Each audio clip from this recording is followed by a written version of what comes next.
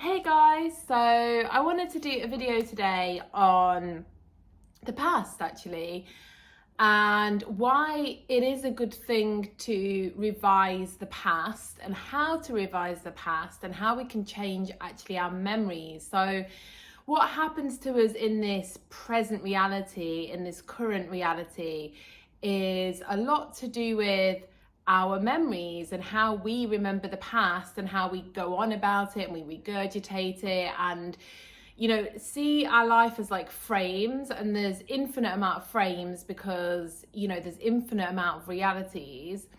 And when we talk about something or we think about something or we visualize something, we're basically kind of connecting to one of those frames and we're kind of bringing it to the forefront. I guess it's like I'm a photographer, right? And if I'm developing my prints or I'm editing, then they're all there, they all exist. But when I start to work on one or edit it or I bring it up on the slide, then I'm kind of bringing it to life and I'm bringing it into the focus and I'm bringing it into into the current. And this is what it's like with memories. And I really have been realizing this more and more recently, that a big problem that we all have when we're manifesting or we want to shift and we want to shift reality, and I've been shifting a bit recently, and I've always shifted, but I feel like I've shifted a lot recently, timelines. So I've been having quite a lot of insights around that. So what happens when we kind of hook onto these past slides and these past memories and these past versions of ourselves is we keep them alive in the present. So actually, if we want to have a different present, it is really, really important to actually go in and sort of try and work on those past memories, i.e. not going back to them, not reverting to them, not telling the story of who we are now according to those past slides that we don't want to connect to. It's different the ones that we do want to connect to, but those ones that we don't want to, we are just keeping them alive by being that person, that person that, I always used to struggle with money, or men are always leaving me. Just anything that we're connecting to as an old self and we're kind of like hooking into that emotion of it, we're going to bring that person and that slide and that reality into this present moment.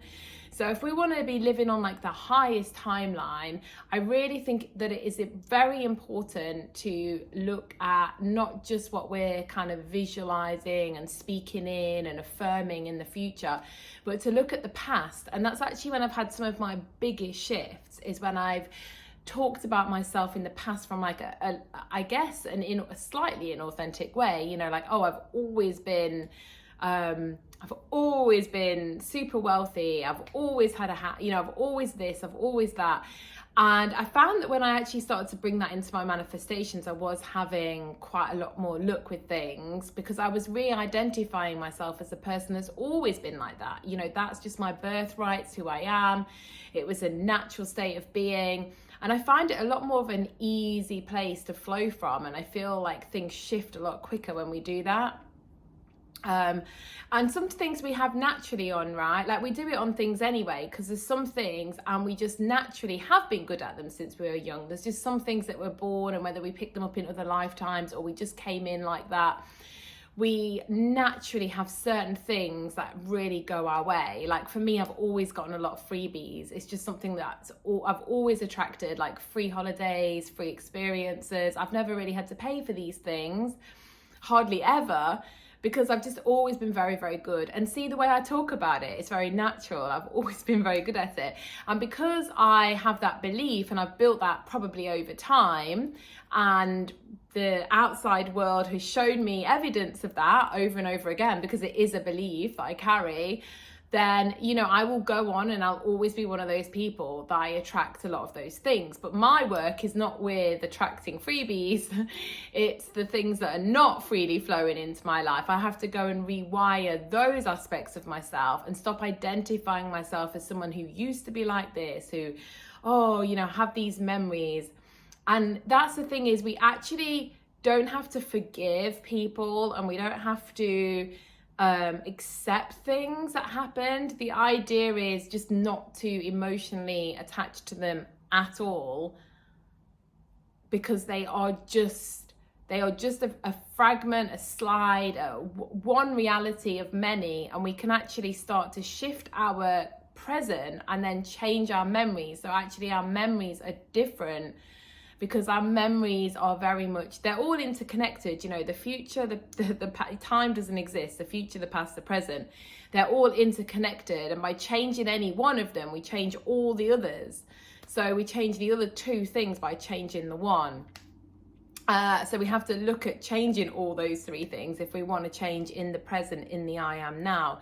So although we only work from this present state, we can work in a way of visualizing the future in a way that we want to visualize it, and even and that also includes being careful with our memories and not going on and looping and keeping alive versions of ourselves that we don't really want to bring into this present state. So if we rewire and we reaffirm who we were in the past and we shift those memories, and we're going to actually change the present. And in my opinion, that's one of the quickest ways to bring things in, to manifest and to like change who we are on a core level. I've always been tidy. I have, you know, always been really lucky with money. I've always had men that always want to commit, you know, whatever it is.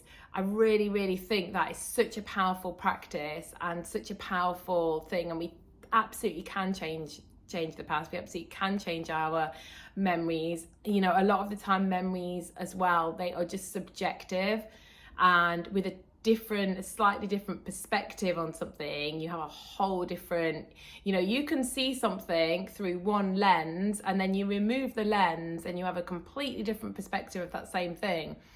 And it's very possible to change all three states, past, present and future. I hope I explained that well. I'm sure I'll revisit this because I don't think that I did my best job in explaining it then, but I did try. And yeah, in my opinion, this is a really great way to completely shift who you are as a person, to shift your identity and to shift into the kind of person that you know is in a higher timeline. All right, I hope everyone is good and I'll speak soon. Bye bye.